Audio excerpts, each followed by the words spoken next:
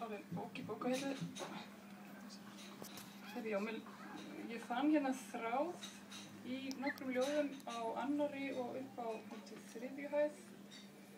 Það var ljóð sem tengjast og það hægt að lesa þessa bók líka lóðrétt. Þið getið tekið til dæmis allar A-íbúðir og lesið bara niður eða upp og þá sjáu þið kannski aðra tengingar eða sjáu það kannski frekar heldur en að lesið hana alveg beint.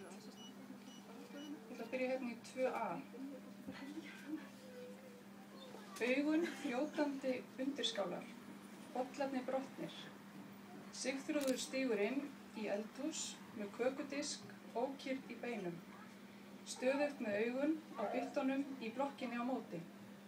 Setur nef að eldhúsgardínum, þefar uppi, lykt af 30 ára víni í horninu, 20 ára marbletti á handlögnum, 30 ára heitum kossum á geirvörtum.